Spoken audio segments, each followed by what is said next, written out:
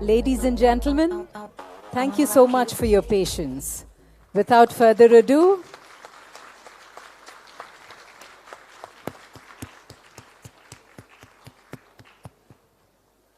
I invite Kiran Majumdar-Shaw to introduce the speakers and the next session. Thank you.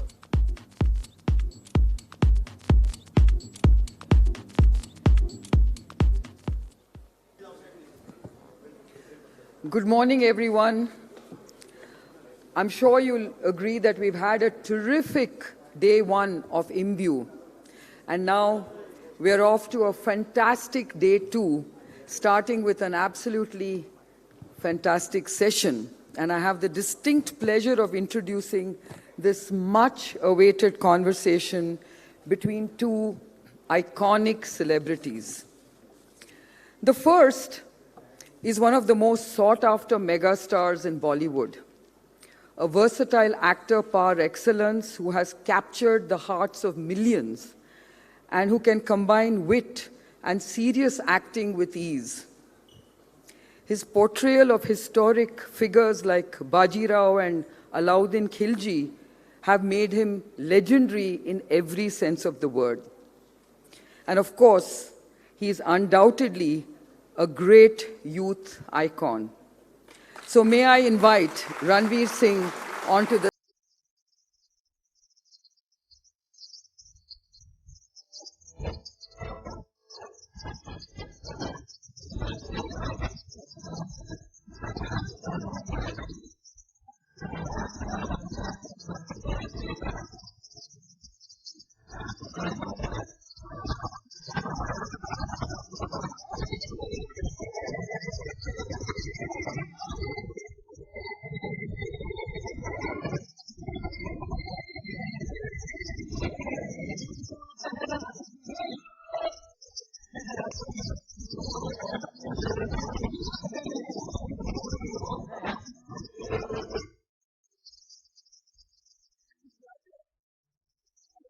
most influential thought leaders of our time.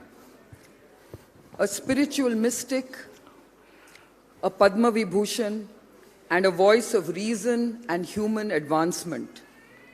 Someone who is one with nature and who understands the dangers of man-made destruction of our forests and rivers and calls for action through his huge river rally. He is also flamboyant and cool. He is also a kind of a youth icon. He loves golf and he loves bikes. He's often called the mystic, the motorbike mystic. So, let me also invite Sadhguru ji onto the stage.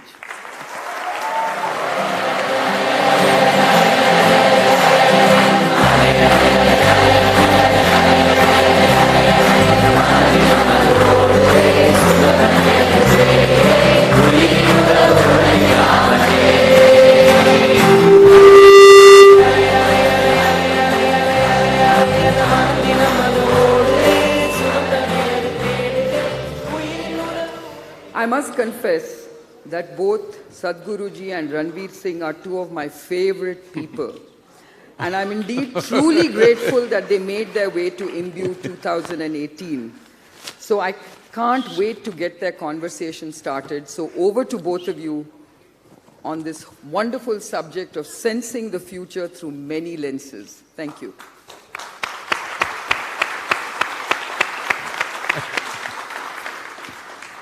At the end of that song that they played for you, you got shot. Yeah. Okay. Today it's going to be nice. यहाँ से तीर आएंगे. Good thing I stopped, no sir. Didn't go all the way till the end. They were like, इसको हटाओ यार. Let's see Sadhguru ji do some dance moves. Do you dance, sir? Do you dance? Of course. How can I not? But like, where? When? Like, do you like, you're at home, just put on some music, full volume, rock out to Khali Bali? Generally, I don't need any music, I simply dance. It's in your head, or there's no music in your head, you're just dancing. See,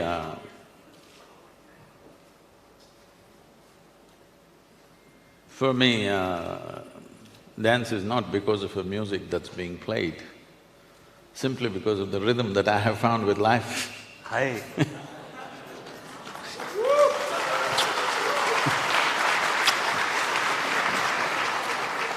That's what I'm talking about. So I'm a huge fan, and I've become a bigger fan in the past month. I have two best friends, one's a photographer, one's a filmmaker, and they're massive fans of Sadhguruji. So when I told them, they were like, "We're so jealous of you, this, that, and the other. Come, let me show you some videos." So for the past month, a lot of my nights are spent watching hours of YouTube videos of Sadhguruji, and I'm watching it with them, and just like this, they keep gasping. So Sadhguruji is talking, and we're sitting in silence watching, and then they interject with these gasps and gushes like, ah, ah, ah. 33-year-old grown men, very macho guys. The range of your fans is amazing, sir. So coming to dance, I see it as a form of active meditation. Like in my experience, when I've been to a lot of raves. I like psychedelic trance music. I think the 140 plus BPMs, it does something to me. When I dance for hours, 4 hours, 6 hours, 8 hours, non-stop, I feel euphoric. Does that resonate with you at all?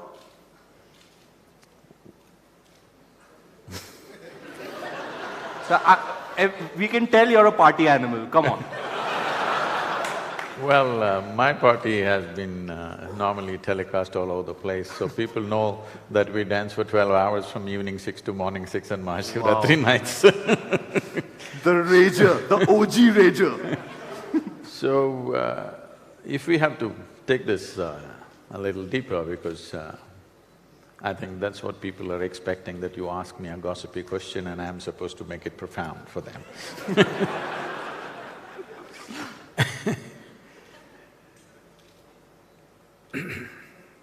So it's like this, this nation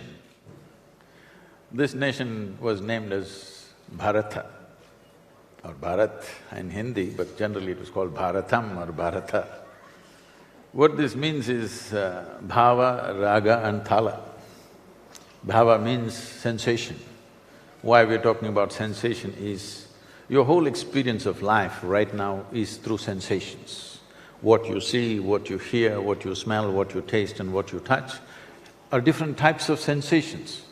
So your entire experience of life, you may be interpreting it in many different ways in your intellect, but essentially these are multiple amalgamations of sensations. So that is the bhava, this is the experience of life. Raga means the tune for this. Here we have no participation. Existence has already set a tune for us.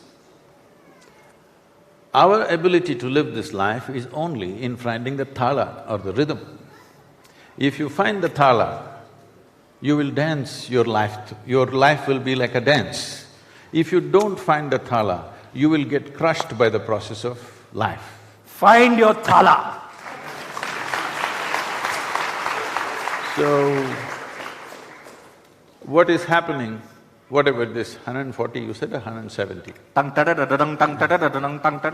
Fast. I know, but what's the MB, whatever, MBP, whatever that… BPMs, beats per minute. So, if you have a certain music which overpowers your mind, people are down with their own thoughts and emotions. For most people, unfortunately, the cerebral development that has happened in the human being has become an impediment. Their only problem is they don't know how to handle their intelligence. They think misery and suffering is happening due to a variety of reasons. No, there's only one reason. Your intelligence is turned against you, that's all it is. You call it stress, you call it anxiety, you call it misery, you call it madness, you call it whatever you want. Essentially, your intelligence is turned against you.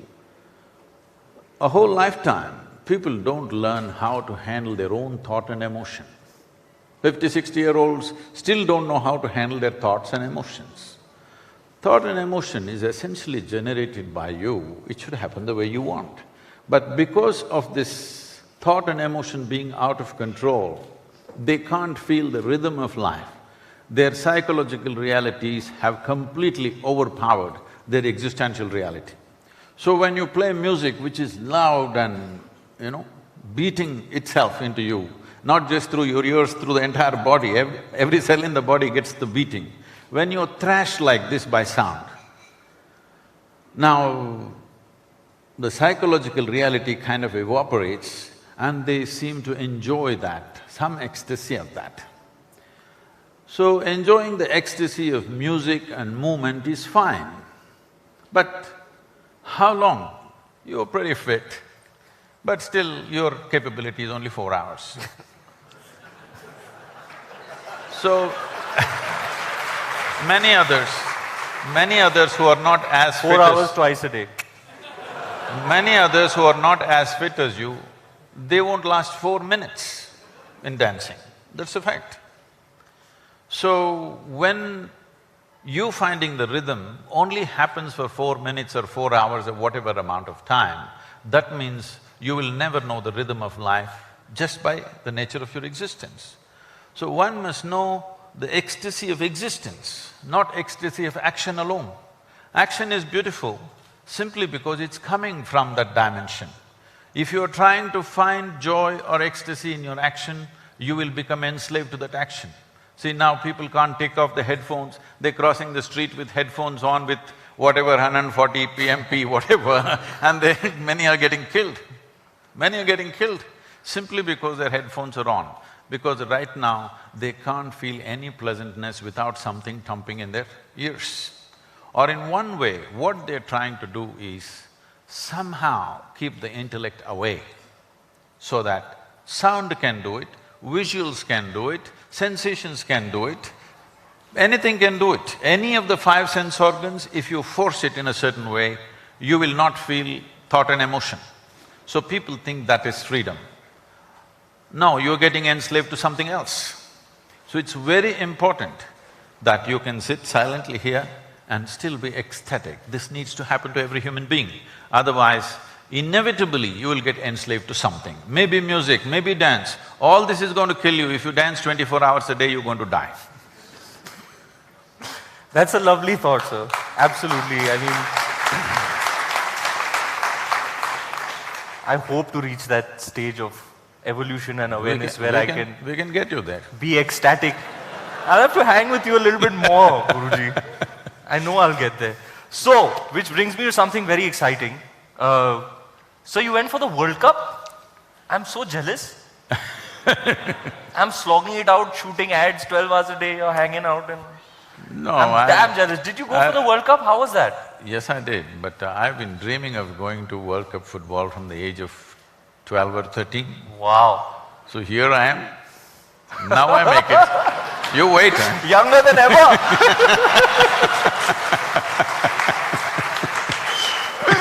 How was it, sir? Tell us how was your experience? To such a lifelong dream coming true. Witnessing the greatest spectacle in the world. Spectacle is, of course, fantastic in its own way, and we have to congratulate the organizing capabilities of Russia.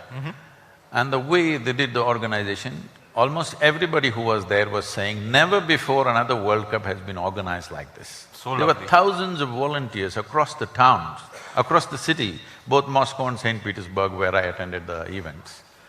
Just about every 100, 200 meters, there would be somebody standing, smiling at you, and if you look little confused, they will approach you and ask, where do you need to go, what do you need? How lovely. Just about everything. And many of them had breakfast coupons and things like that. If somebody is looking around for food, they say, why don't you have it, free? The level of organization was so fantastic, and it was done so joyfully and wonderfully. I thought this is the way we should organize events. When we organize an event, it's not just about the event, the whole city needs to be organized in a beautiful way. We do like this in our events, But seeing a government-managed event to happen like this was really fantastic. Football, of course, I love the game. People kept on asking me, which team, Sadhguru, which team will you root for? I said, I root only for football. Lovely. Only disappointment was I wanted to see James Rodriguez play, but unfortunately Colombia got knocked out before I went there. James Rodriguez, that's an interesting choice. You like him as a player, sir? You like him as a player, that's an interesting choice. Oh, he's not found enough exposure, but when it comes to the game, he's not a player, he's almost like an artist on the ground. That's how it is. Agreed. I watch a lot of him too. So, really well, you were impressed with the organization of the World Cup. Very good. I mean, kuch to acha kiya Putin ne, eh? Sir, they should come and see how we do Ganpati Visarjan in Mumbai. It's epic. Epic! You should see our organization over there.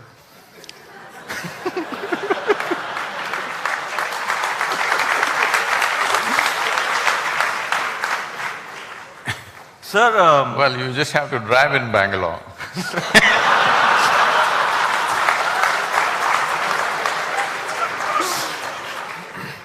So sir, what about like you thoroughly enjoyed watching the football, but what do you think about… what is your take on sports? It's competition, you know, it's…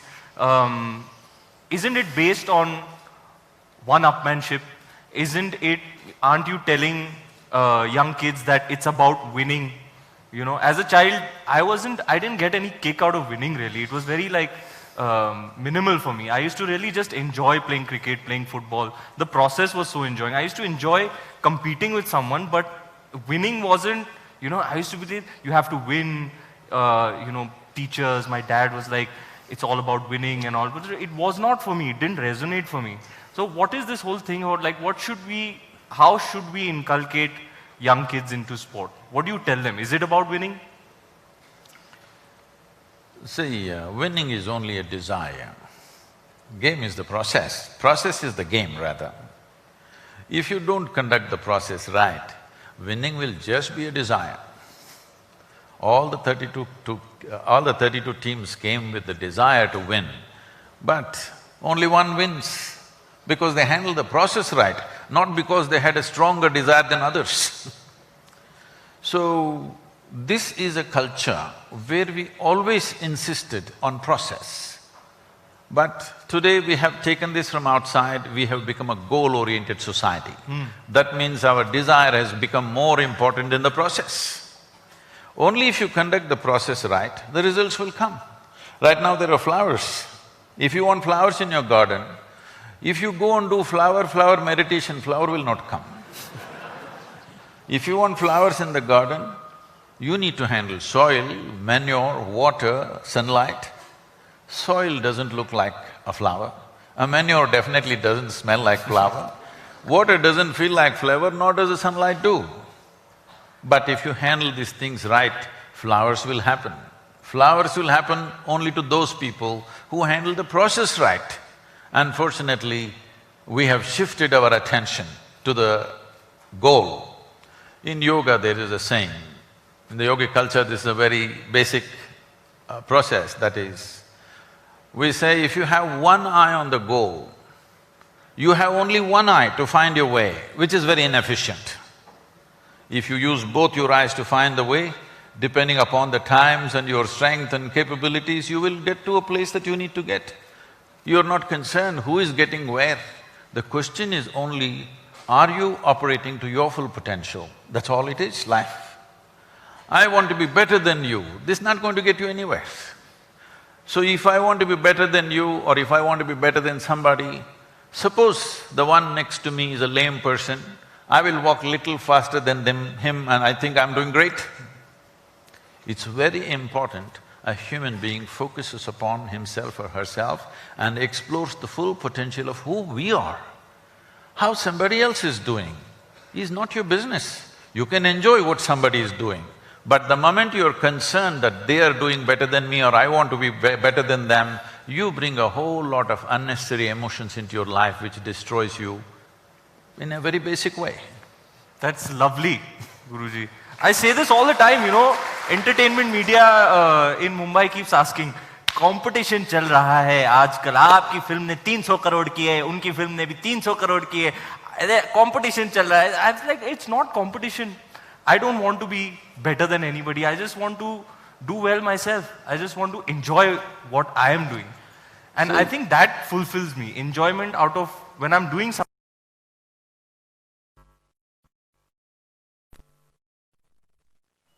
If we do not do what we cannot do, that's not a problem.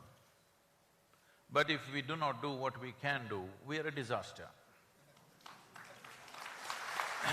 So, if when I'm doing something, I'm always looking at what you're doing, inevitably I will not do what I can do and I will become a disaster. It's very important that I am doing everything I can do absolutely, and if you're doing something different, I can look at you once in a way just for the joy of seeing somebody's success.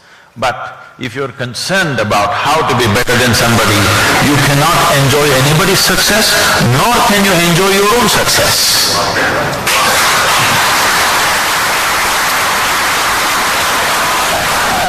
I'm not one of those female fans, you know.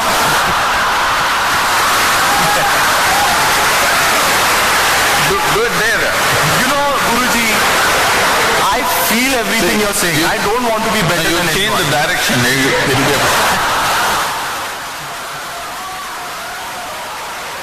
You know, Guruji, I feel all of these things. I genuinely feel them. I don't want to be better than anybody. I want to enjoy my process, enjoy what I am doing, enjoy what other people are doing. I'm just not able to articulate it.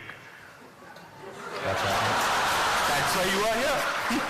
So, which brings me to this concept. You mentioned success, you know, and everybody, you know, I've noticed is trying to define success. Along the way, I came across a meaning that I really liked. It was, success is the magnitude of the beneficial footprint that you can leave on society. I like that definition. One of the definitions of success that I liked.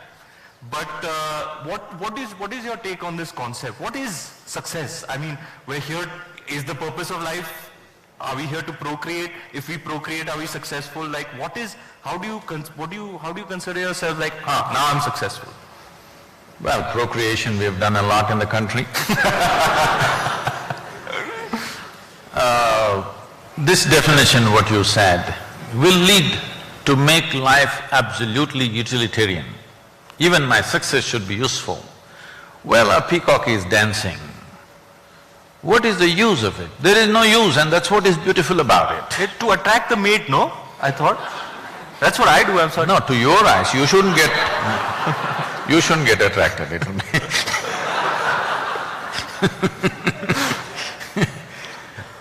The thing is, everything that's beautiful in the world, what is the use of it? This is why people are asking this everlasting dumb question, what is the purpose of life? Sir, so yesterday, I put a tweet out saying, I'm meeting Sadhguruji tomorrow, what should I ask him? And 80% was, what is the purpose of life? What is the purpose of life? What is the purpose of life? I was like, guys, just come up with something else.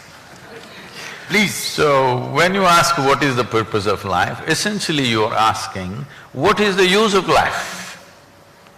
There is no use. Even if you are not born, everything would be fine, believe me. Actually, it would be better.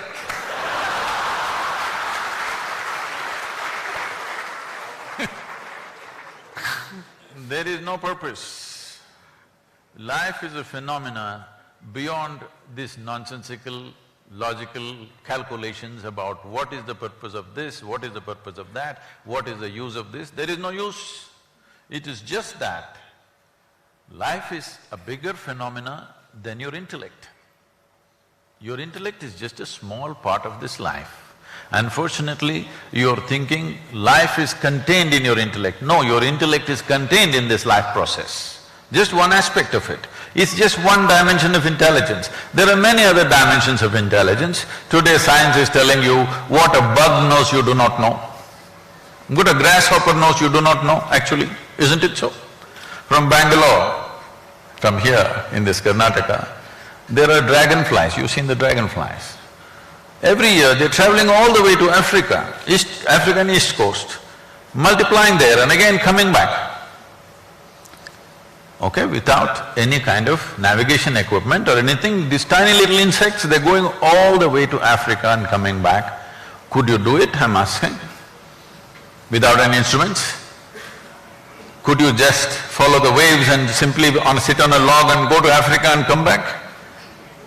I'm saying, look at the intelligence in a small insect. Like this, intelligence is all over the place. The entire universe is just a living intelligence. You have captured a little bit too.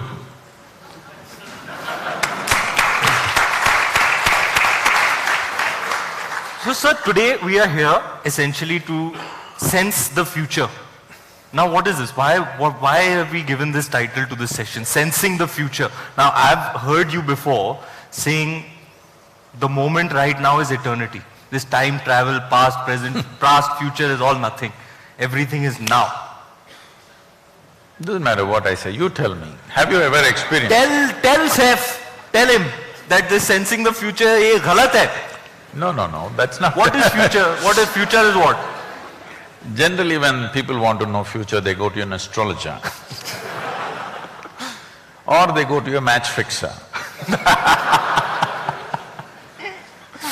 So, people want to find a job, they will want to go and find out through an astrologer or whatever other crystal gazers or whatever, they want to find out what will happen through my career. Or they want to get married, they want to go and ask somebody, what will happen in my marriage? I think it's obscene.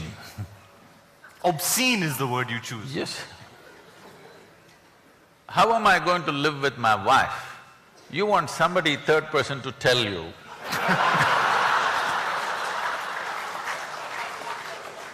I think it is obscene. I'd have to agree. So, essentially you're a match fixer. No, I'm not saying matchmaking like that. It's a match fixer. So before you enter the game, you want to know the result. That's what it is. So I can tell you right now what will happen at the end of your life. We will be attending your funeral. That's what will happen. Yes, if you want to know the future, I will tell you right now. Hello? ले दे के तो यही होने वाला है भैया. So, on the way what will happen, that's what you want to know. On the way to my grave, what will happen on the way? Believe me, if I tell you everything, moment to moment, what will happen in the next whatever number of years you're going to live, you will see in 3 days, you will get so desperate. Somehow you will want to disprove what is said and you may commit suicide just to prove me wrong. Because it'll become so frustrating that everything is written down, what you will do and what you will not do. It will become so frustrating, you will not want to live. So when you're in this state of mind, when I say in this state of mind, if I tell you what will happen tomorrow, most people will not be capable of participating in today. I'm made like this, even if I know exactly what will happen tomorrow, today everything that I do, I will do it as if my life depends on it, even though I know the result tomorrow. I think everybody should live like that, live in the now, like do what you're doing at that point. But most people, if they come to know what will happen tomorrow, they will not participate today. That means they won't live. So it is best that they do not know what is tomorrow. So can we change the topic to sensing right now? No, sensing tomorrow is not in that sense. Sensing tomorrow is so that we do the right things today. You have some picture of tomorrow so that you can do the right things today. That's important. If we don't foresee in some way, then we won't know how to do anything in our life. So sensing tomorrow is one thing, predicting tomorrow is another thing, having absolutes of tomorrow is a total foolishness. Or it's mystic. Sir, you know, I feel technology constantly evolving, and I have a feeling like mobile phones have really changed the way we are. You know, it's having a huge bearing on pretty much everything. It's permeating everything. Social media, mobile phones, this kind of technology, like sometimes I wonder, were human beings ever meant to communicate like this? Like I could be hanging in a jungle in Africa talking to somebody who's at the North Pole, you know, that kind of communicate. I could be FaceTiming with them now. I can actually see their face, you know. So this Instead kind of being with a chimpanzee, you're being with an Eskimo. Wrong. So You went to Africa to be with a chimpanzee, not with an Eskimo. but I'm saying I still have that capability thanks to technology. And with that now comes along social media. It's really changing things, you know. And as like people who are, kids who are 18, 19 now are much more into it. They know how to use these things much better. Like I still was born when there were landlines, you know, so FaceTime is still a trip for me. So what is your take on you know, mobile phone technology and social media? What is it doing? How is it the new evolution? Like this is what human beings were and now we have a cell phone and that is the extension of us now. See, every machine we have created is just about this, extending our faculties in some way. We have visual capabilities, so we have a telescope and a microscope. We can speak, so we have a microphone and a telephone. Like this, every technology is just an extension of our existing faculties. Now, if I speak through a landline, it was okay, but now I have a mobile phone which is far more comfortable. Now that is not okay? No, it's perfectly okay. I know what landlines meant. I'm talking about 35, 36 years ago when I was driving all over the country, building Isha Foundation, village to village, town to town, always on the road. So I have telephone days. I don't know whether you have seen those things, maybe you should have seen. The blue boxes, you know, those telephone booths, local, STD, ISD, those blue boxes, horrible tin boxes. So on the highway I will find one blue box, it's my day to call. So I never had a telephone book, very easily I remembered 800 to 900 numbers and names. So I go, first as soon as I go, I will pull out 5,000 rupees and give it to that guy. He won't understand why. I said, just keep it. There's a down payment for you. Because normally a call costs you 5 rupees, 10 rupees, 15 rupees like this. I give him 5,000 rupees, he doesn't know what's coming. Now I go into the booth, this black, horrible smelling phone. Some of them had it serviced with some perfume, rest were… everybody's bad breath was there in it. Then I call and call and call 4, 5, 6 hours, I make all the calls I need to make for the month. And then other people who want to make phone calls, some local calls, something, they all come there, they're gesticulating at me that I'm not coming out. But that guy takes care of them because I already paid him 5,000 bucks. So I would finish all my calls and get into my car and drive on. Today, if I just tell somebody's name, my phone calls, Yeah. it's a done thing. I'm hugely appreciating the technology. Some people are complaining, but they're complaining not about the technology. They do not know that what they're actually complaining is about their own compulsiveness. Compulsive usage has come. This problem is not just with phone. If they start eating, they don't know when to stop eating. If they start drinking, they don't know when to stop drinking. If they start doing something, they don't know when to stop it. So this compulsiveness is there in all aspects of life. Now the gadget has become a drug. It keeps people engaged, but it's also keeping a lot of people out of drink. At least there's something good about it. So compulsiveness is not what we need to handle. Technology is a tremendous enabler. Nobody should ever complain about it, otherwise we must put you in the blue box with a black phone. You will understand, even my finger used to hurt a lot at the end of the phone calls. Guruji, I keep wondering, what is it that prompts you to travel, share your knowledge, share your wisdom with others? Why wouldn't you like say, "Ye sab moh maya hai," give it all up, go to the mountains and meditate? I fantasize about doing that. I'm like, one day I'm going to leave all of this. I'm going to go sit on top of a mountain and meditate. See,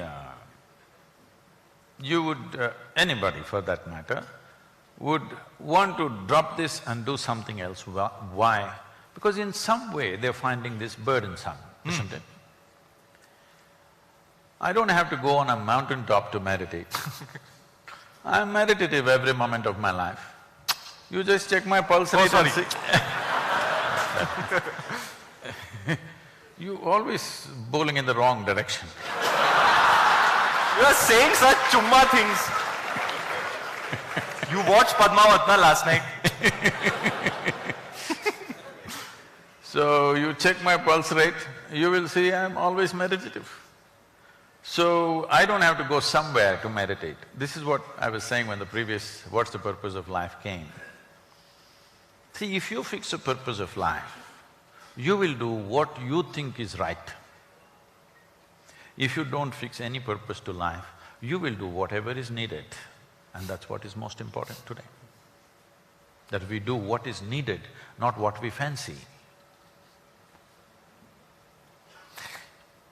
I don't know what is it that I need to do. How will I know?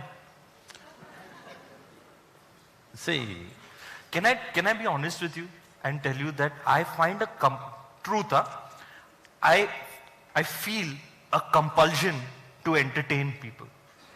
Does that make any sense to you? yes, so many people cannot even smile or laugh unless they sit in a cinema. They can't do it with their neighbors, they can't do it with their family. The best place for them is a cinema hall. They can laugh because it's a dark place. So you're doing a good job, I heard.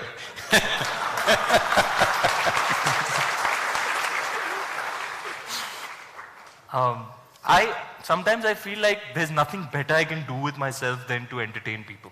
You know, it's like this is one thing I know I can do it well, and I can, I can make people smile. I love to do that.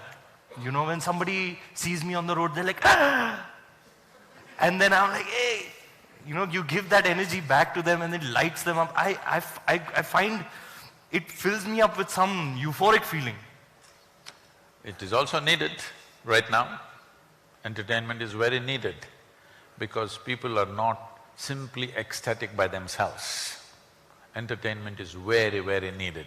Otherwise, a lot of them would sink into depressions. So, you are doing a very cheap psychiatry. When I say cheap, I mean inexpensive. Not cheap means that way. No. I didn't mean that way. I meant very…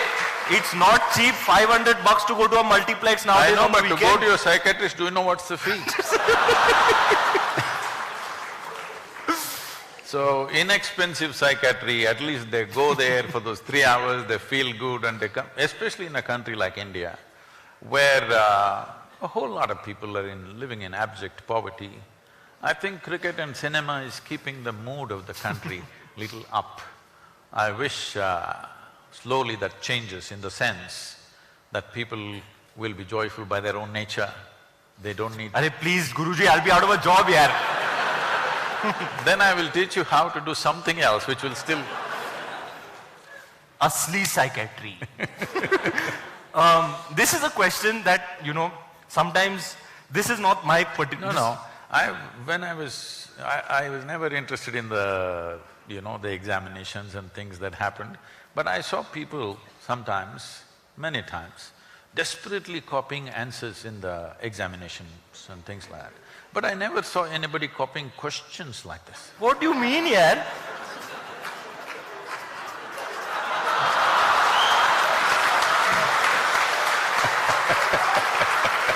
Guruji, this is not fair, huh? So diligently I've done my homework and all, I've come with sheets and all. So this was just so you know, I have not followed any of this. I just made my point so I don't miss any. There's some stuff I really want to ask you. This is an introduction. That's कि what जब they Guruji did when आएंगे they ये बोलना. That's what they did when they were caught copying. They said, no sir, I didn't see it.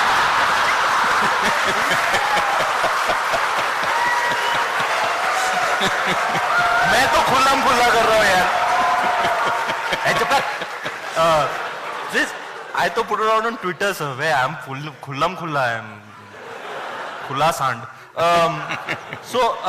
I really, this is, not my time of the day. It's really early in the morning. This is my time to be plugged into the matrix, to be in the rat race, achieve, acquire. And then something happens to me after midnight when the day is over. I become really relaxed. And then like I have these existential thoughts and I start thinking about other things. And this thing always fascinates me. I find the universe to be in some kind of dichotomy. I want you to explain that to me. I know you can elaborate on it because I've seen you talk for so long on YouTube. I know you will tell me something. I've never been able to figure it out. See, I never said your movie was too long.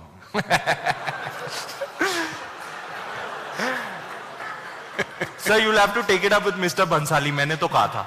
No. उनके scenes काटो, मेरे scenes डालो, मैंने तो कहा था.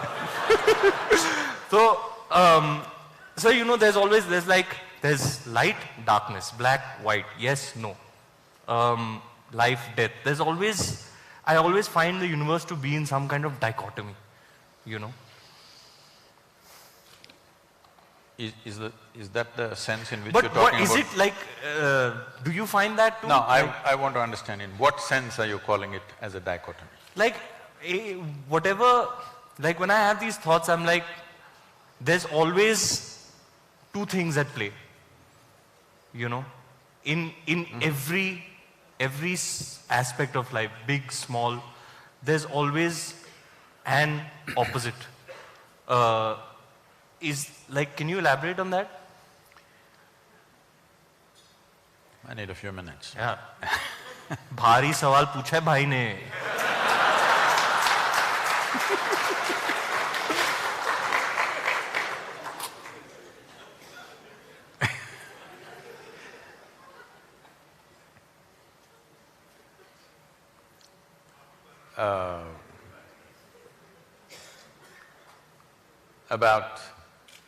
Before coming to the dichotomy, the very way you're characterizing yourself and the question that you're asking itself is a dichotomy.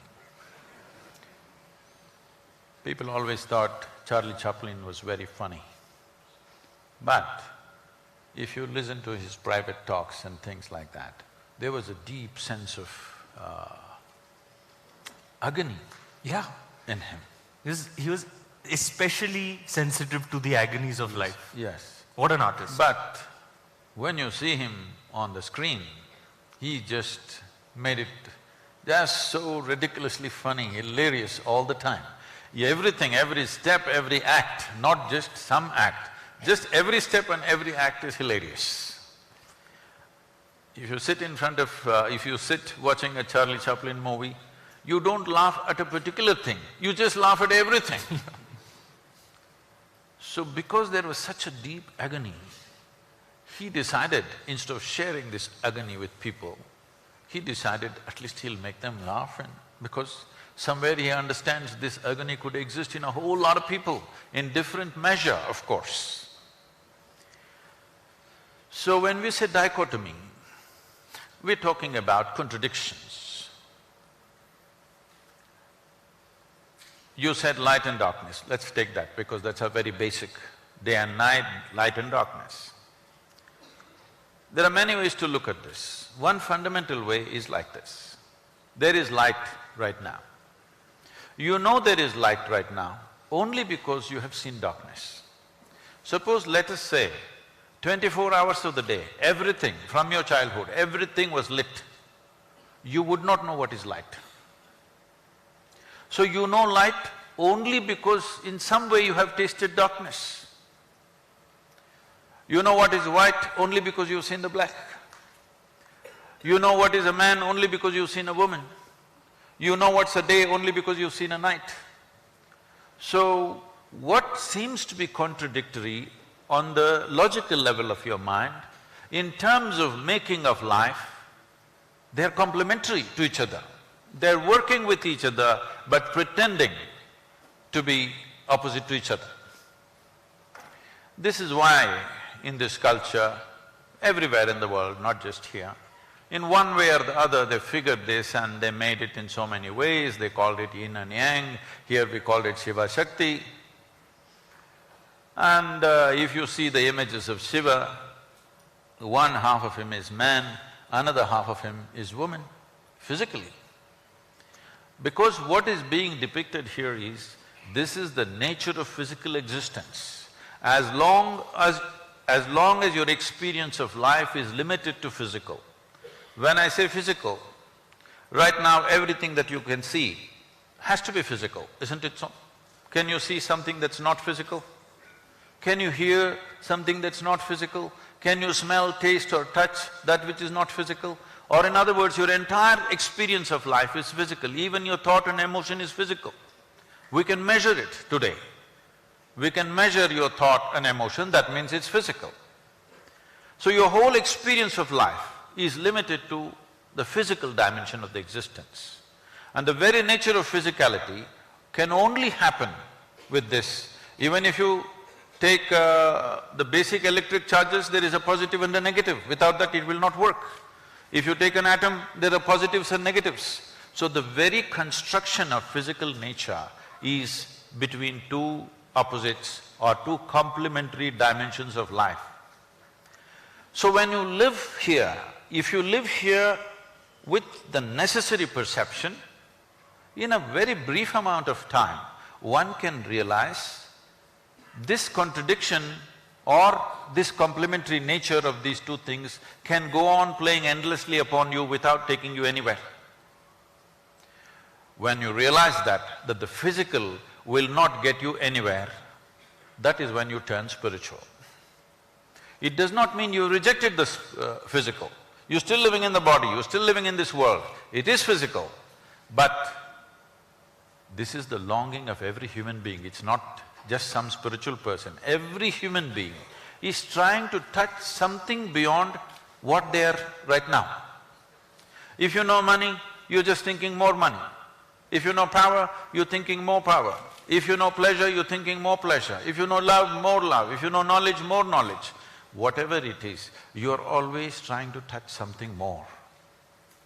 If it finds this longing to become something more, if it finds a very basic physical expression, we call this sexuality. All you're trying to do is be something more than what you are. Something that's not you, you're trying to make it a part of yourself. If it finds an emotional expression, we call this love. Once again, emotionally you're trying to make something that is not you as a part of yourself. If it finds a mental expression, it gets labeled as greed, ambition, conquest or simply shopping. Something that's not you, you're trying to make it yourself. But if it finds a conscious expression, then we call it yoga. Yoga means union. Yoga doesn't mean twisting and turning. Yoga means union. Why do you have to know union? Because that's the nature of the existence. On the surface, it seems contradictory. If you go deep enough, suddenly it is not contradictory. There is a union. What is it that separates you from the rest? Right now, all of you can do this experiment, you also. Take your right hand and touch your left hand. Is that you? I mean… Is that you? It's a part of me. It's not you? It's me. It's you. Touch this seat on which you're sitting. Is that you? Now I'll go very deep, Guruji. I can also do. Go go as deep as you are. It's not you, obviously. No, yaar, it is me, yaar. Everything is me.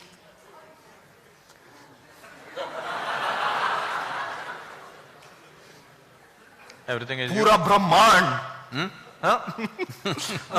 You know, I believe…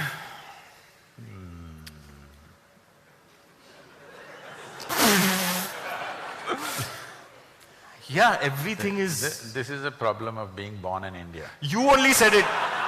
You only said it. That is, too much spiritual jargon is all over the place without any living experience. This is what happens.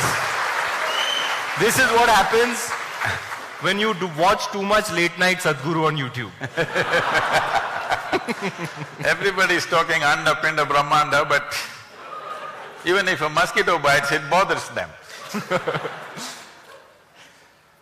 So, it clearly tells you, this is me, this is not me. What is telling you this? It's just your sensations, isn't it?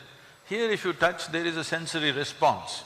Here if you touch, there is no sensory response. Or in other words, what you're saying is, whatever is within the boundaries of my sensation is me. Whatever is outside the boundaries of my sensation is not me. Isn't it so? Isn't it so?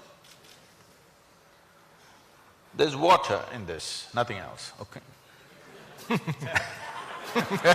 Because this happened, I had to go for one match, I had to go to Petersburg and come back to Moscow for another match. So at the airport, we had these days they don't give me plastic bottles of water, they always have glass bottles of water. There's a glass bottle and that has the same shape as usually how the vodka bottles are made, you know.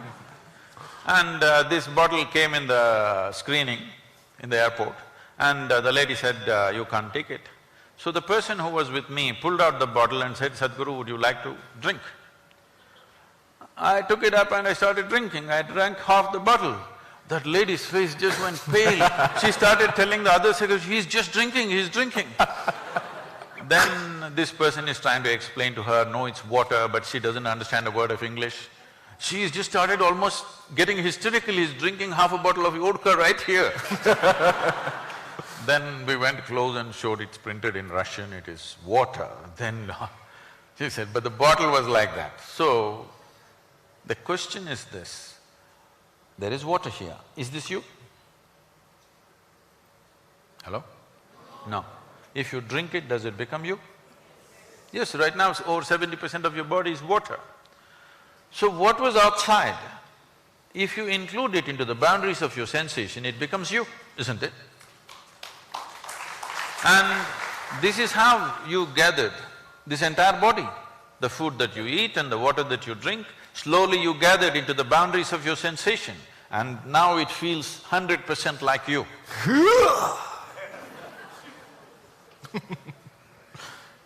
I'm gathering a lot of protein these days.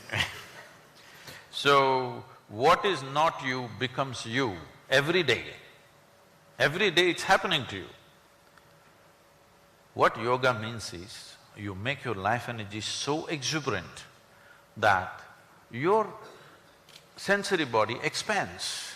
You heard a phantom leg, somebody lost a leg, though their physical leg is gone, they still have all the sensory leg in place. Because sensory body has a presence of its own. If you become very exuberant within yourself, you will see your sensory body will spread. Suppose your sensory body became as large as this hall, you would experience all these people just as you experience your hands and fingers. If your sensory body became as large as this universe, you experience the entire universe as a part of yourself. That is when somebody calls you that you are a yogi, that means you have experienced the union. Now, if for one moment, if you experienced all these people, really like how you experience your body, you experienced all these people for just one moment.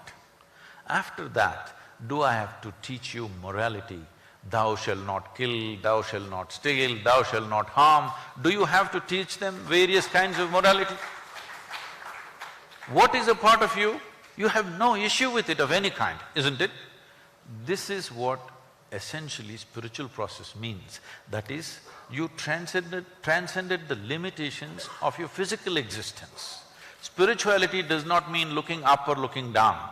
Spiritual process means you understood the limitations of physical and extended your experience to something beyond your physical nature.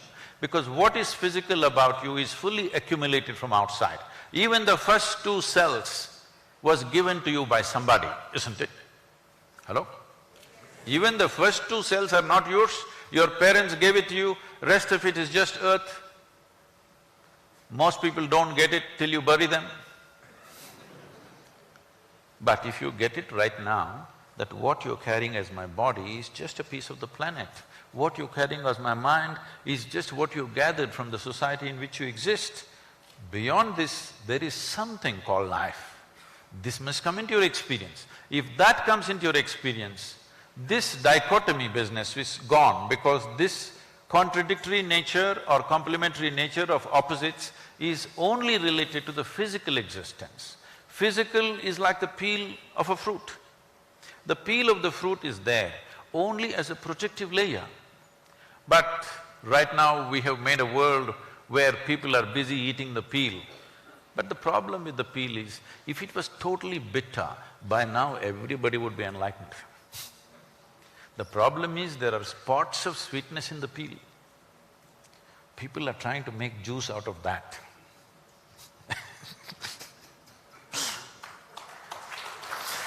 I want to look within.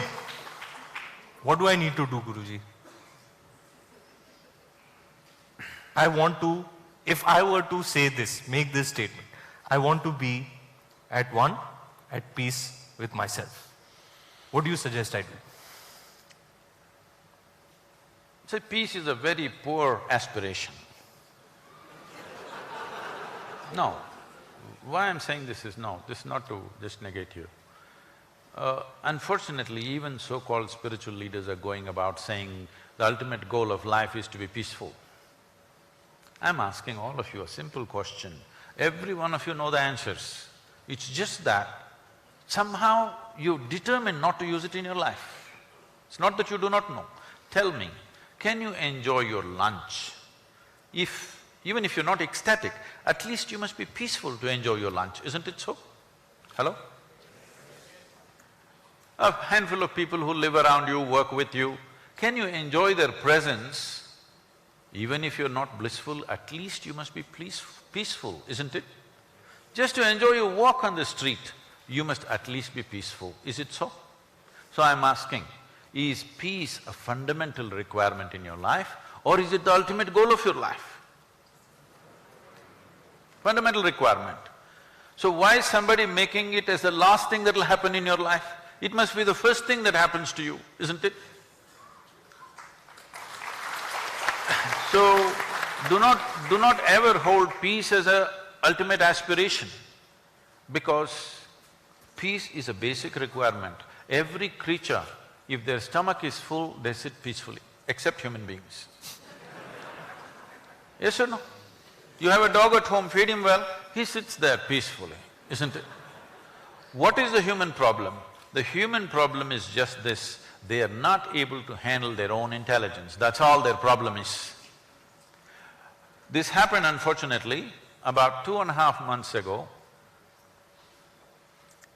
A lady, a television anchor in Andhra Pradesh, jumped off the 5th floor window and killed herself. And she left a note, "Nobody is responsible for my death, my brain is my enemy." She articulated it 100%. In fact, this is the reality with most human beings. It's their brains which is the problem. You remove half their brains, they will all sit peacefully. You must act how they will sit. No, if you remove half their brains, how they will sit? You're the actor, you must show.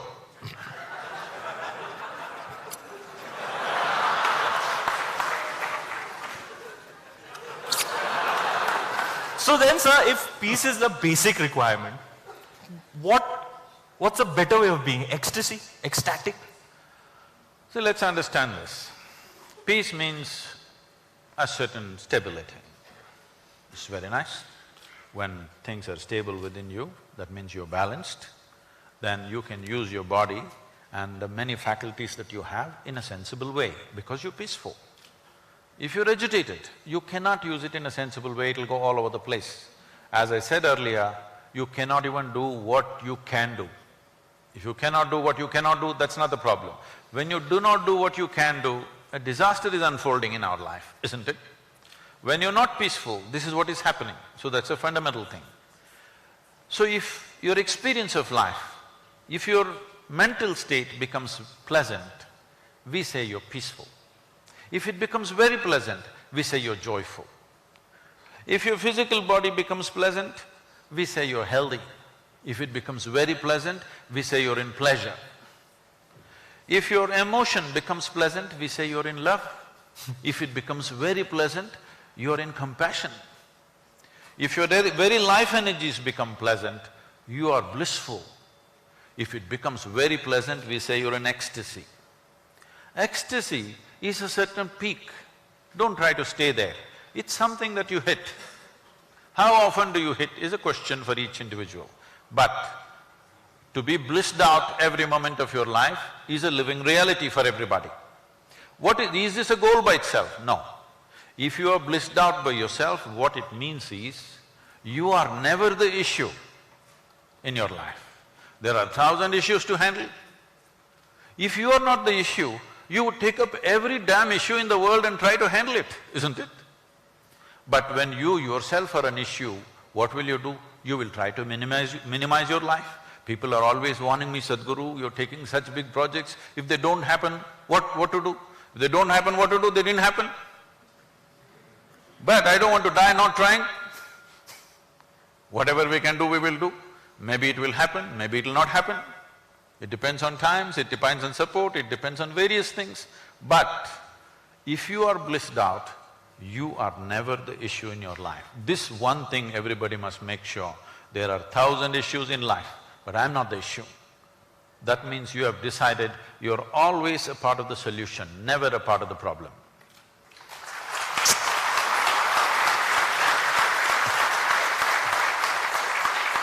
You got it right. I have a feeling you and I can hang a lot. We can become bros. I thought we already are. You know, See, my best friend said, both of us are looking up only. your swag is unmatchable. My best friends did say that when you meet him, your life will change, and I think to a certain degree it has. Thank you, sir. And that so many youths are right now being entertained by you, I want you to take advantage of this. And because India is a youthful nation, our demographics are such, 50% plus or below 30 years of age, no nation has this. So this demographic advantage will become an advantage only if we create an inspired, balanced, very clear-minded youth in the country. Otherwise, we will be the biggest mess on the planet. So, I want you to use your popularity and the following of youth that you have to bring this to them. I'm thinking of dedicating a certain amount of time for India's youth. I would like you to be in some way part of that and make it happen. I'd love to. Thank you. Thank you.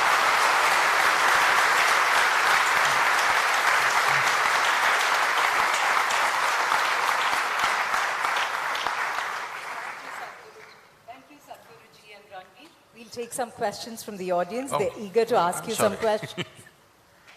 So Fire! We have these questions appearing through the app Pigeonhole. Can I have the questions, please?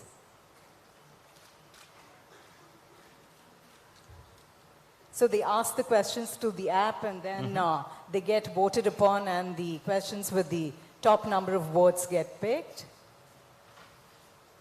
Yeah, I can't see it. Technology issues. मैंने तो पहले से ही बोला था sir fail है. Okay, this question is for both of you.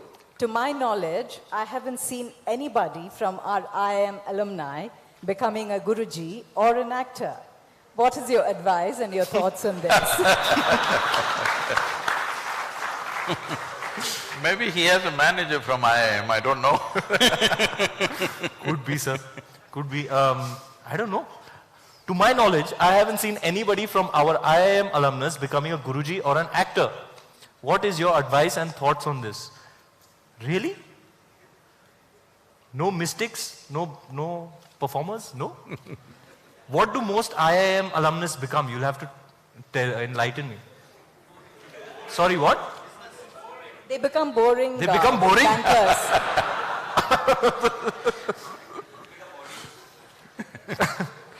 I see jubilant faces, yaar. Jubilant. So, I think our education system, not just at IIM, right from kindergarten, is life-taking process.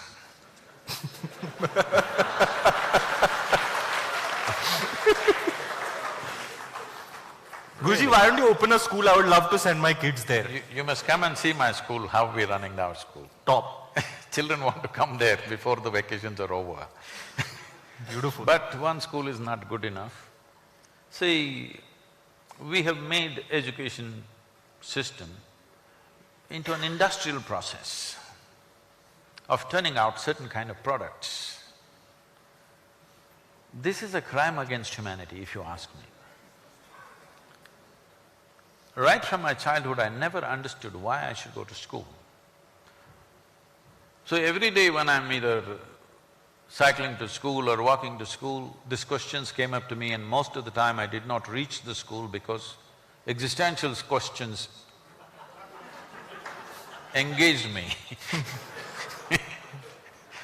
So, when they missed me for too long, you know what happens. All that drama happened, then again I went back for some time and like that. I love that story, sir. Sitting and staring. I love that story. So, about why education does not produce either mystics or even actors for that matter, because both of them need some versatility, not a set straitjacket. In a straitjacket, nobody ever became a mystic. In a straitjacket, maybe in India, certain type of actors you can become. You can do the same thing in every movie and still you're an actor. No, it's happening. Agreed, yeah, agreed. Yeah. Same movie, same thing every time. I saw only one of yours, so I'm not making judgment on Sir, you. मैं तो versatility मतलब.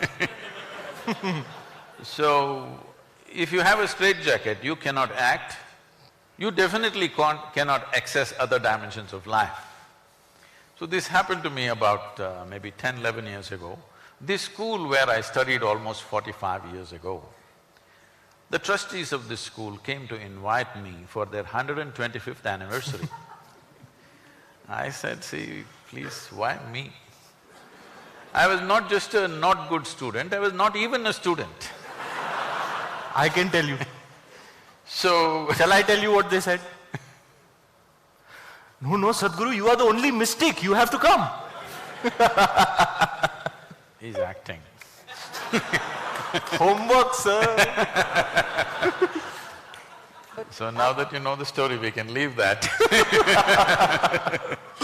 Actually, IIM alumni may not be actors yet, but I don't know if you're aware, Chetan Bhagat, who's an IIM alumnus, wrote this book based on which Three Idiots was made, and it was incidentally shot at the IIMB campus. So, obliquely we are connected to the world of films as well. No, definitely there are individuals, but I'm saying the general system, not just IIM, right from early school, it is conditioning the mind to such a limited way of looking at life. You're only cultivating intellect. You will see all those people who are using their intellect and thinking they're doing great, all of them will become irrelevant in the next 10 to 15 years' time. Because everything that you can do by gathering data, analyzing and bullshitting everybody in the world is not going to work. A simple gadget, your phone will do it. Already the Google lady looks much smarter than you, than your professor, isn't it? I just did not understand what were they trying to do in that school. I just couldn't figure, what is it they're trying to do? Just reading a damn book to me?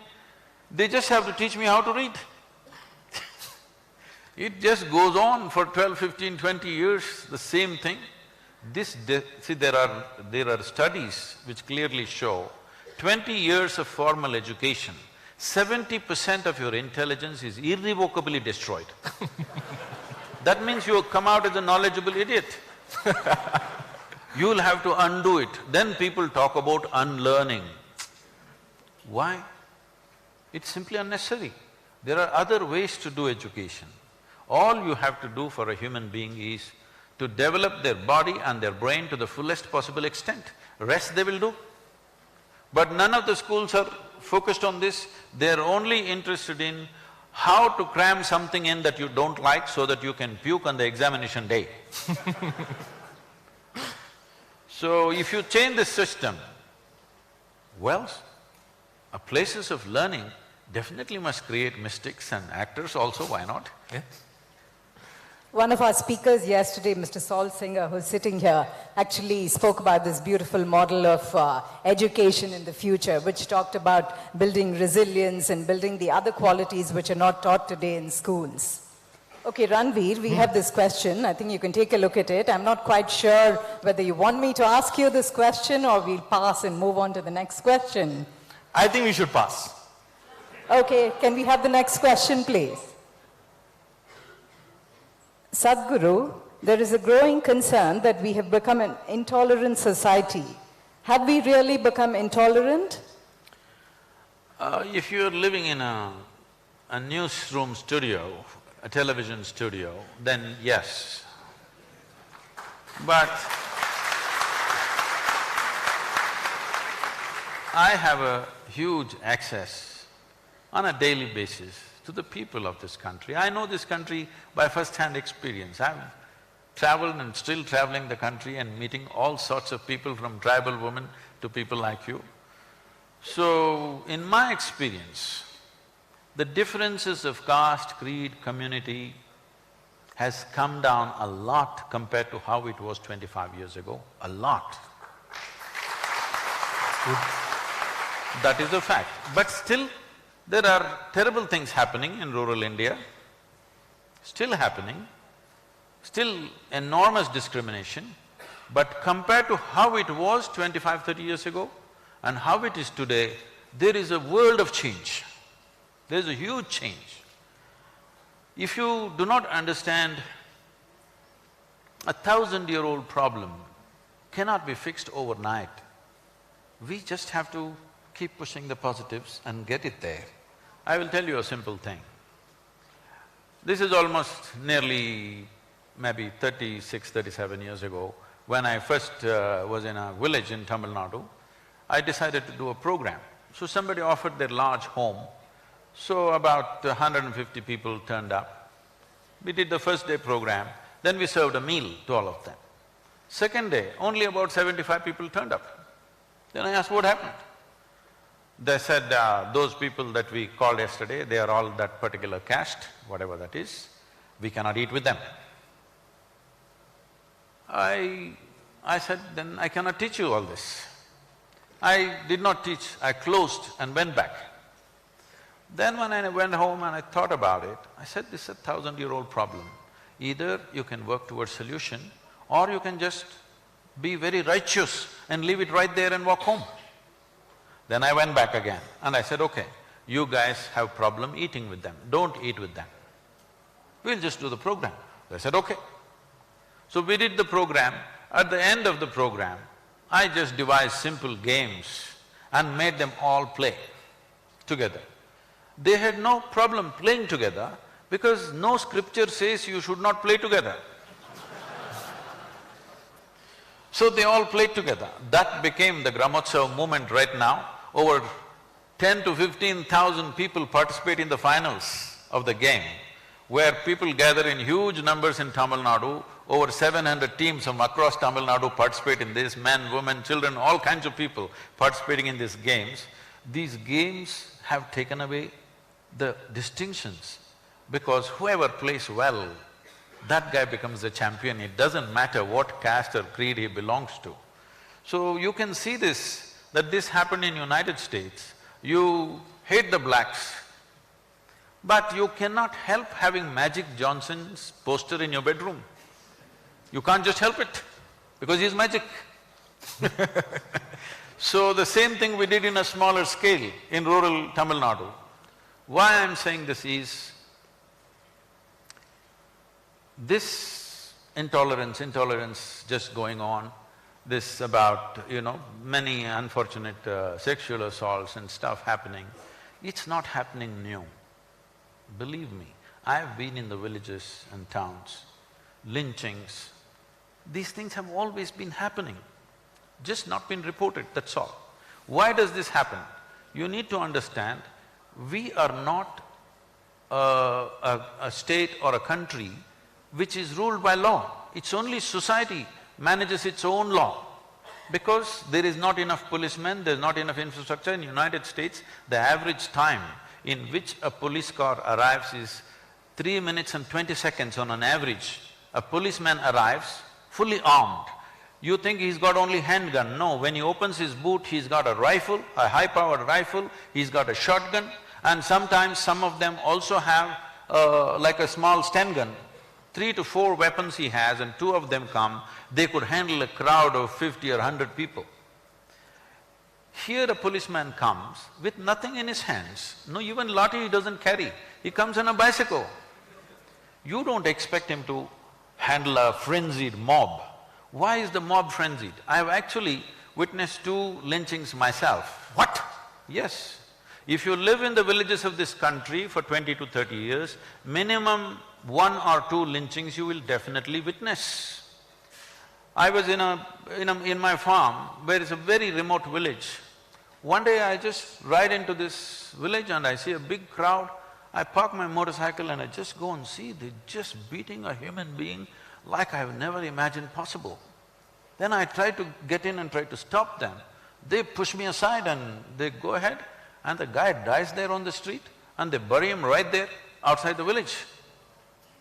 Then the sub-inspector of the local, not in that town, somewhere else close by, the police station is some 10-15 kilometers away, he was a friend of mine, he was my batchmate. So I went there and I told him, what is happening? You need to do something about this. He said, I know about it, you don't get into this affair. Somewhere they're building some small dam and somebody starts a rumor all over the place that they're taking children and sacrificing for this dam. In every village this is happening.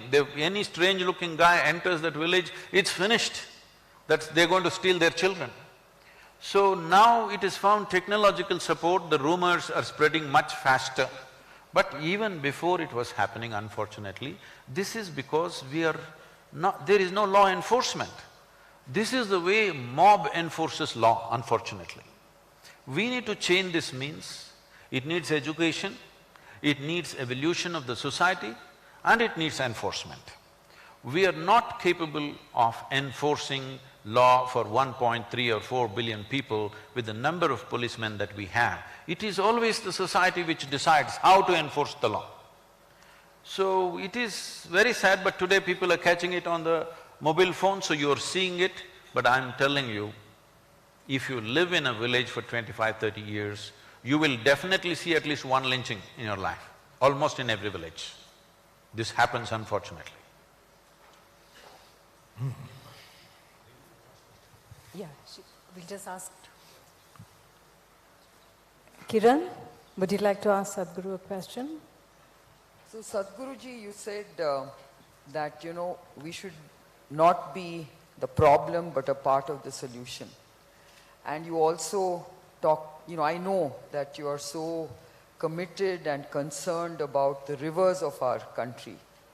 And you've also basically tried to engage, the country, youth and various parts of the society to really understand what this issue is. How successful have you been up to now in getting people to understand why they need to be part of this solution? That last part of the question I like, because making people understand is the biggest problem. As you know, that you were also part of that rally, when I started speaking about rivers, you won't believe, at least 20 to 25% of the media across the country went on reporting that Sadhguru wants river linking to happen.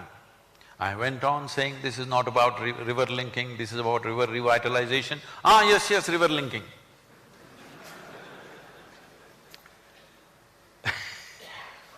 I'm saying professional reporters reporting like this all over the place. Some, I think by intent to mislead the public. Some, it's fixed in their head, rivers means linking. Because so many people have spoken about linking, they think it's about linking. This is a fundamental thing we need to understand. Our rivers in this country are largely rain-fed or forest-fed rivers. Only 4% of our river water is glacier-fed. We are always trying to do what Europe does or America does. Most of our modules we've picked up in the form of dams, in the form of canals. This is all imitation of European way of doing things. But they are temperate climates. Here we have only 40 to 48 days of precipitation or rain in a year. These 48 days of rain that comes down, we are supposed to preserve in the land for 365 days. The only and only way you can do this is to enrich the soil and keep it in shade. There is simply no other way. There is no great technology involved in this. It needs a forest. The land should be full of humus and there should be shade. Only then rivers will flow. There, for example in Europe, the precipitation is anywhere between 180 to 190 days in a year. And their precipitation is not in the form of rain, it is in the form of snow. If 1 foot of snow falls, it will take another 15, 20, 30 days sometimes to melt and slowly drip in. If you count that also as precipitation, those number of days where it's dripping in, then the precipitation goes up to 230 to 240 days. So 240 days of precipitation, 45 days of precipitation. Can you address these two problems the same way? Then immediately people will jump and say, you know, Israel is doing a great job. Please understand, Israel is transforming desert into a fertile land. We are transforming a very fertile land into a desert. These are two different things.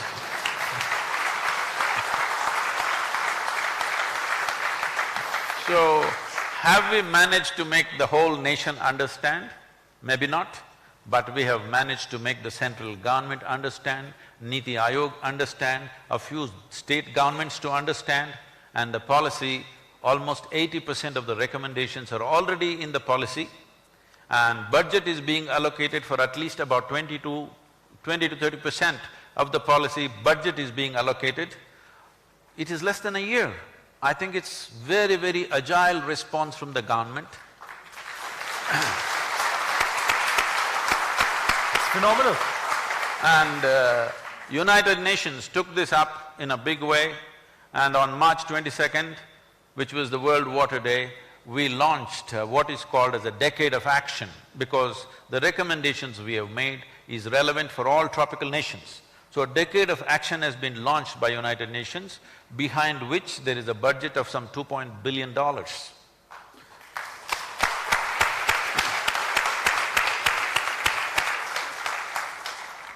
So where people should understand, they have understood, rest of the population also should understand, it's very important. But this rally for rivers, all of you should understand, was driven mainly to make policy changes. First thing they will ask is, okay, where shall we plant trees? I said, no, you don't plant trees. What should we do? What should you do? There are three things you should do. You must give a missed call, you must make your friend give a missed call and make his friend give a missed call, and that's all you do. Missed call, will it bring up a river? No, this is a democratic society. Here, unless there are numbers, nothing will change. You need numbers. And because we got 162 million people supporting the Rally for Rivers, which is the largest movement ever on the planet. Because of that overwhelming support from all the people in the country, we gave the policy document to the Prime Minister at 6:15 or 6:20 in the evening. Next day morning by about 11 o'clock, we get a call from the PMO saying, Prime Minister has formed a special cell and they want a soft copy of the policy. I thought, that's fantastic. That's never happened in this country before.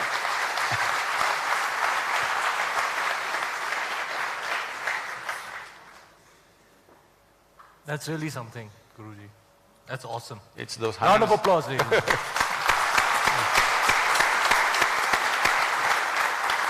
I will also give missed calls. No, that time is over, missed call now.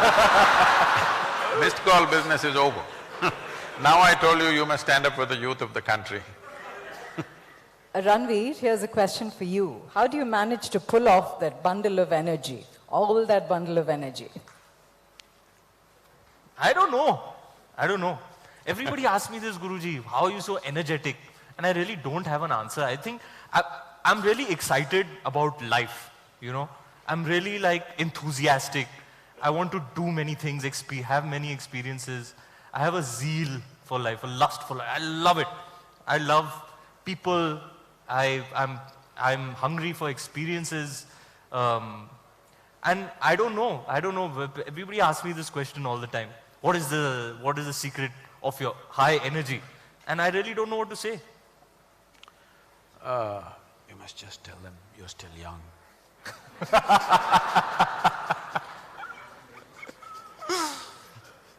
I'm still young. They should ask me that question to me, Sadhguru, You are also like this, so full of you life should be and dying, energy. why are you so energetic? Then I would tell them something. You must just say, I'm still young, man, what are you asking such a question? Please. How do you, sometimes I feel like, I hope I can keep it up, you know. I hope I don't get jaded with everything that I see around me. Sometimes I get very disturbed. I watch the news and I get really like, it really gets me down. Do you watch the news? Always. I get depressed sometimes. A lot of people think the ostrich trick will work. Ostrich trick does not work with life. If you're living in a protected atmosphere, it may work for some time. Hiding from the realities of life is not an answer. So, do I get to watch the news every day? Maybe not, but I keep abreast of news some way. But about your concern about will I be able to keep this up? Well, it's very much possible for every human being if they just do a few things right with how they sit, how they stand, how they breathe, how they eat. If they just take care of a few things, a simple process, every human being is capable living in a very energetic way throughout their life. Most of them are sitting wrong, standing wrong, breathing wrong, eating wrong, and they're wondering why it's not working. It doesn't work like that. In this life, in this planet, unless you do the right things won't happen to you. So many other things I wanted to address. This session needs a fitting finale. Yeah. So we have a request from the audience. Can we see Ranveer and Sadhguruji dancing together on stage?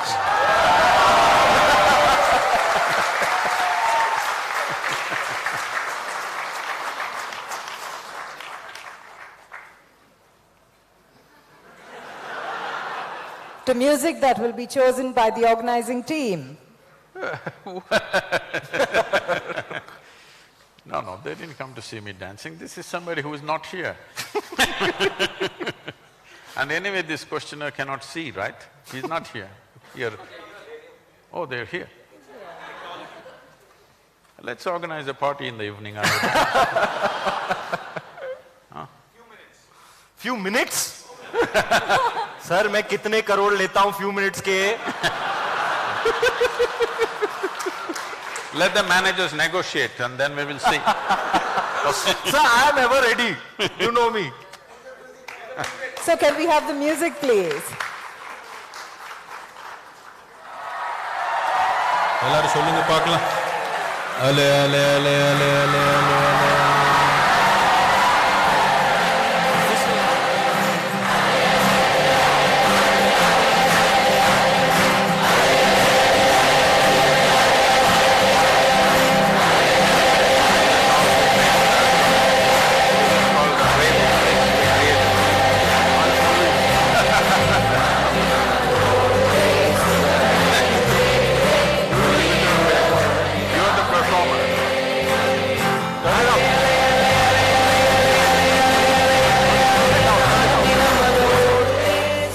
Condition. I mean, you're getting Guruji to dance, which means everybody in here has to get up and do the same step. Come on.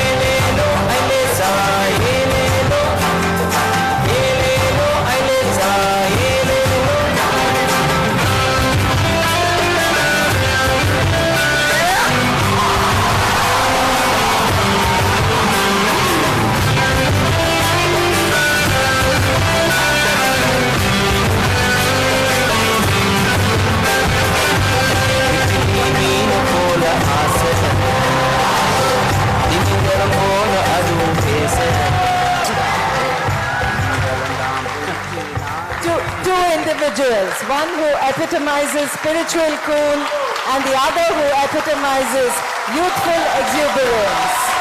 Sadhguruji and Ranveer Singh, both equally charismatic.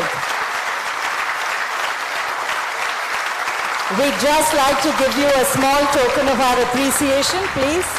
May I request Suman and Amit to come on stage to give a small token of our appreciation to Sadhguruji and Ranveer. Can we have the mementos, please?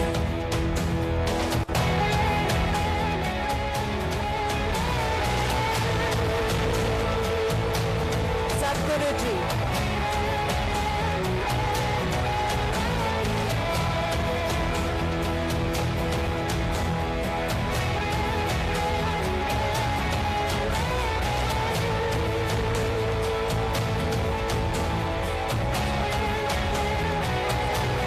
Sadhguruji.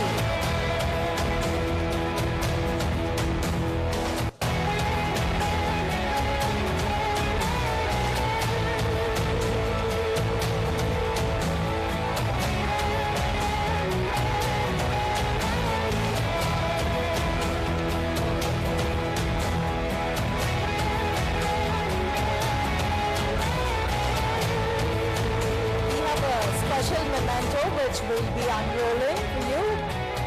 Sadhguruji, a special memento prepared just for you.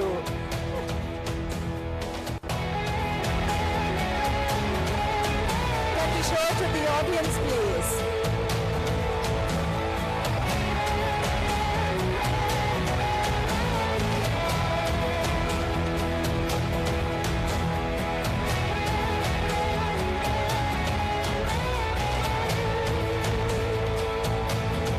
There is a small token for Ranveer now. Amit will be presenting a small token of our appreciation to Ranveer Singh.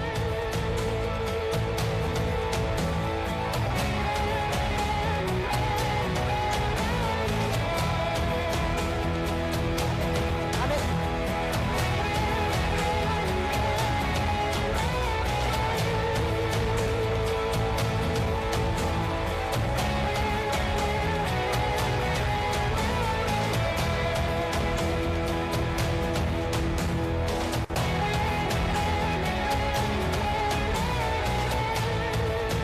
Thank you, Sadhguruji. Thank you, Ranveer, for a cracker of a session.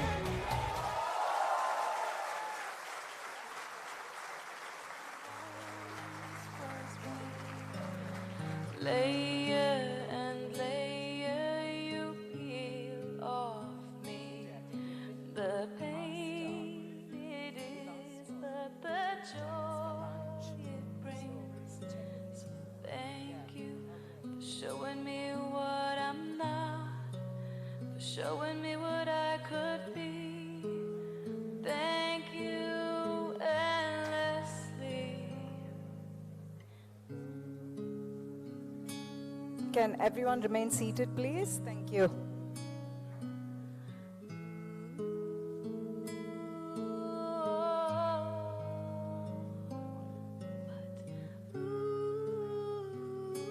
If I could only just be, you could show me all the things I would be willing enough to see.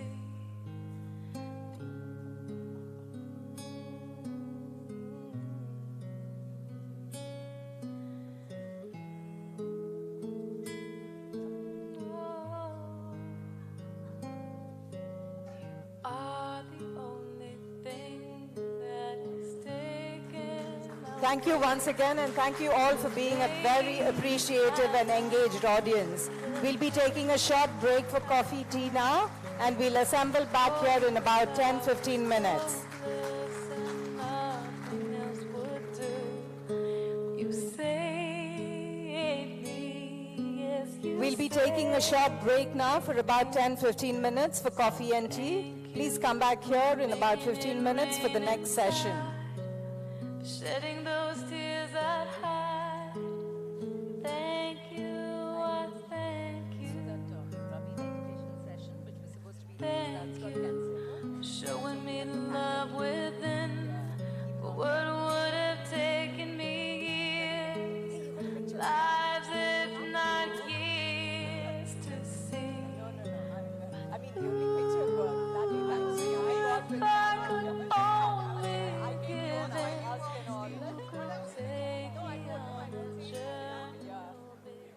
hope he did.